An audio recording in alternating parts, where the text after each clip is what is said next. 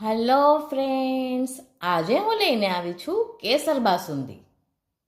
પ્રથમ કેસર બાસુંદી બનાવવા માટે મિત્રો મેં અહીંયા 2 પેકેટ અમૂલ ફૂલ ફેટવાળું દૂધ લીધું છે, ગોલ્ડ આવે છે ને તે।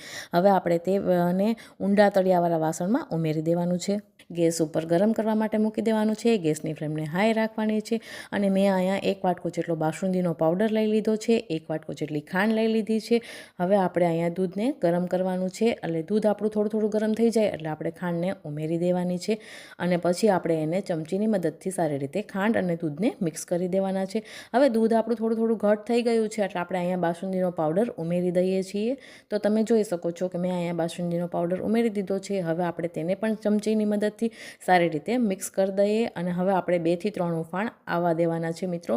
તો તમે જુઓ દૂધ આપણું ઘટ થઈ ગયું છે અને 2 ઉફાણ આવી ગયા છે। તો હવે તમે જોઈ શકો છો કે આપણી બાસુંદી હવે થોડી તૈયાર થવા આવી ગઈ છે। જુઓ હું તમને અહીંયા નજીકથી બતાવું છું, કલર પણ કેવો સરસ આવી ગયો છે, થોડો ક્રીમ કલરનો અને ટેસ્ટમાં તો ખૂબ જ સરસ છે મિત્રો।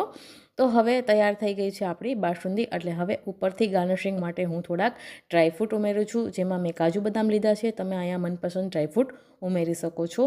તો મિત્રો તમે જોઈ શકો છો કે મેં અહીંયા ડ્રાયફ્રૂટ ઉમેરી દીધા છે અને હવે ફરી પાછી હું ચમચીથી ડ્રાયફ્રૂટને પણ બાસુંદીમાં મિક્સ કરી દઉં છું। તો તૈયાર થઈ ગઈ છે આપણી કેસર બાસુંદી। તો મેં અહીંયા સર્વિંગ બાઉલમાં લઈ લીધી છે। જો રેસીપી પસંદ આવી હોય તો વિડીયોને લાઇક, ચેનલને સબસ્ક્રાઈબ અને બેલ આઇકન દબાવવાનું ભૂલતા નહીં।